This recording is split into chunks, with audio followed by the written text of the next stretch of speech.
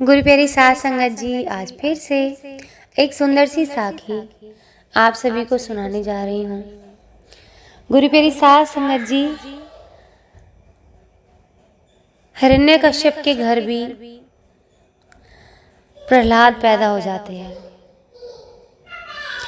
विधि का लेखा कोई नहीं जानता। तो किसी भी इंसान को जज करना नहीं चाहिए, यानी उसके बारे में कोई धारणा नहीं बनानी चाहिए। क्या पता किसी के माँ बाप बहुत बुरे हों पर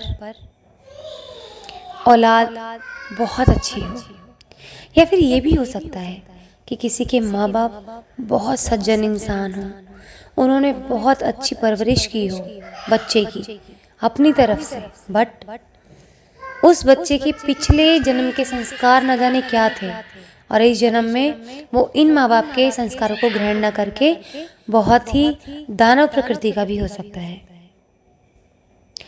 तो कभी भी आसपास के रिश्तों के आधार पर किसी भी इंसान को जज नहीं करना चाहिए। आपने देखा होगा अक्सर करके परिवार में सब लोग अलग अलग मानसिकता के होते हैं। कई बार ऐसा भी होता है कि एक ग्रुप होता है जिसकी सोच एक जैसी लेकिन वो गलत होते हैं, और कोई अकेला ऐसा बच्चा होता है जिसकी सोच अच्छी होती है पर वो अकेला ही रह जाता है। क्यों? क्योंकि बाकी जो लोग होते हैं उनके जो सिद्धांत होते हैं वो गलत होते हैं जीवन को जीने के, इसलिए वो उनमें शामिल हो ही नहीं पाता। और जो गलत लोग होते हैं वो उसकी सच्चाई से इतना डरते हैं, उसकी अच्छाई से इतना डरते हैं, और उसी डर के चक्कर में वो उसको अपने ग्रुप में शामिल नहीं करते और उसको अकेला करने की कोशिश करते हैं ताकि वो टूट जाए। पर हम भगवान की कहते हैं ना, विधि का विधान कोई बदल नहीं सकता। अकेला इंसान बेशक से अकेला हो, लेकिन अगर वो सच्चा है तो पूरी दुनिया भर भारी है। तो आज ऐसी ही एक सुंदर सी साखी आप सभी को सुनाने जा रही हूँ, सच्चाई और ईमानदारी से भरी हुई, जो बहुत कम देखने को मिलती है आज के ज़माने में। आज के ज़माने में झूठ और फरेब खूब चलता है, और इसी के चलते सच्चे इंसान को भी झूठा समझा जाता है। क्योंकि जिन लोगों ने खुद सच कभी जीवन में बोला ही नहीं, तो वो सामने वाले के ऊपर कैसे भरोसा कर सकते हैं।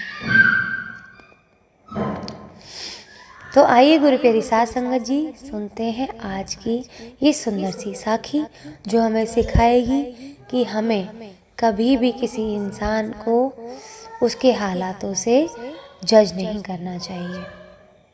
एक छोटे से गांव में नंदू नाम का एक छोटा सा बच्चा अपने गरीब माता पिता के साथ रहता था। उसी गांव में एक दिन दो भाई अपनी फसल शहर में बेचकर ट्रैक्टर से अपने गांव वापस आ रहे थे। फसल बेचकर जो पैसा मिला वो उन्होंने एक थैली में रख लिया। अचानक एक गड्ढा आ गया, ट्रैक्टर जोर से उछला और थैली नीचे गिर गई, जिसे दोनों भाई देख नहीं पाए और सीधे चले गए। उधर जो बच्चा था नंदू, खेल कूद कर रात के अंधेरे में अपने घर जा रहा था। अचानक उसका पैर किसी चीज से टकराया, देखा तो पता चला कि किसी की थैली है। जब नंदू ने उसे खोल कर देखा तो थैली में नोट भरे हुए थे। वो सोचने लगा कि पता नहीं किसकी थैली है, और अगर यहीं छोड़ गया तो कोई और इसे उठा ले जाएगा।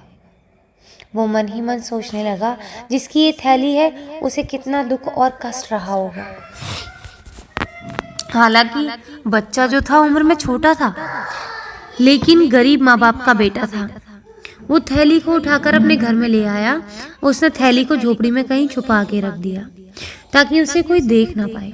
फिर वापस आकर उसी रास्ते पर खड़ा हो गया। इधर जब थोड़ी देर बाद दोनों भाई घर पहुंचे तो ट्रैक्टर में थैली नहीं थी। दोनों भाई जान के बड़े निराश हुए। बहुत दुखी होने लगे कि पूरे साल की कमाई थैली में भरी थी। उन्होंने सोचा कि शायद अभी भी वो किसी के हाथ न लगी हो। किसी की साल भर की कमाई सोचिए अगर खो गई हो तो वो इंसान इसी आस में होता है, भगवान से यही उम्मीद लगाता है कि वो शायद वापस मिल जाए। घर का गुजारा पूरे साल कैसे करते वो, इसलिए टॉर्च हाथ में लेकर वो दोनों भाई रास्ते पर वापस चल पड़े। छोटा बच्चा जो था नंदू उन्हें रास्ते में मिला और उनसे पूछा, आप लोग क्या ढूंढ रहे हैं? उन्होंने उसकी बात पर कोई ध्यान नहीं दिया। उसने दोबारा पूछा, आप दोनों क्या ढूंढ रहे हो? उन्होंने कहा, अरे कुछ भी ढूंढ रहे हैं, तू जा, तुझे क्या मतलब। दोनों आगे बढ़ते जा रहे थे। नंदू उनके पीछे चलने लगा। उसने तीसरी बार फिर पूछा तो चिल्लाकर एक भाई ने कहा, अरे चुप हो जा और हमें अपना काम करने दे, दिमाग मत खराब कर। अब नंदू को पूरा विश्वास हो गया कि वो थैली जरूर ही इन्हीं की है। फिर उसने पूछा, आपकी थैली खो गई है क्या? दोनों भाई एकदम रुक गए और बोले, हाँ। नंदू बोला, पहले थैली की पहचान बताइए। जब उन्होंने पहचान बताई तो नंदू उन्हें अपने घर ले आया। छुपाई गई थैली लाकर उन दोनों भाइयों को सौंप दी। दोनों भाइयों की खुशी का कोई ठिकाना नहीं रहा था।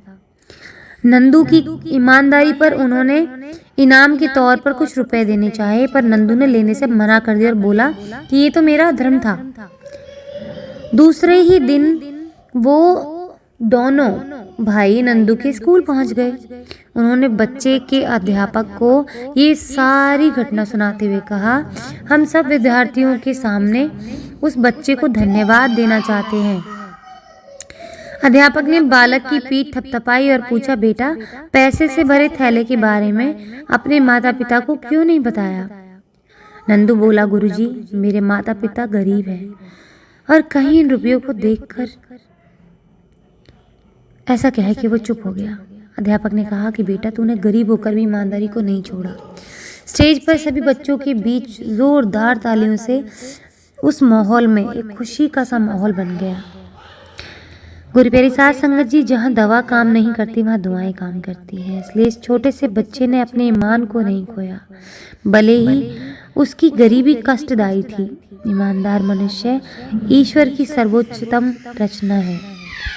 तो गुरु प्यारी साध संगत जी, हमें भगवान तक पहुँचने के लिए ईमानदार बने रहना होगा। जो लोग मुसीबत आने पर सोचते हैं कि हम गलत काम कर लें तो क्या बिगड़ जाएगा, शायद यही परीक्षा है जीवन की। शायद भगवान हमारे कर्मों को ऐसे ही काटना चाहते हैं, हमें उस दुख की अग्नि में जलाना चाहते हैं ताकि हम नरक की आग में ना जलें और वापस उनमें मिल जाए। तो आज के ज़माने में भी ईमानदारी और सच्चाई को जिंदा रखें अगर ईश्वर को पाना चाहते हैं तो। हमारे ये जो हालात हैं ये सब हमारे बोए हुए कर्म हैं, उन्हें काटना भी तो हमें ही पड़ेगा ना। भगवान ने बहुत आसान रास्ते हमारे सामने रखे हैं उन्हें काटने के लिए। अगर हम अब भी अपने कर्मों को काटेंगे नहीं तो नरक में चले जाएंगे और फिर वहाँ की प्रताड़ना से हमें कोई नहीं बचा पाएगा। आज इसी के साथ इस सुंदर सी साखी को यहीं समाप्त करना चाहूँगी। मिलती हूँ आपसे अपनी अगली वीडियो में नई साखी के साथ। तब तक के लिए खुश रहें, सुमिरन करते रहें, सच्ची सेवा करते रहें।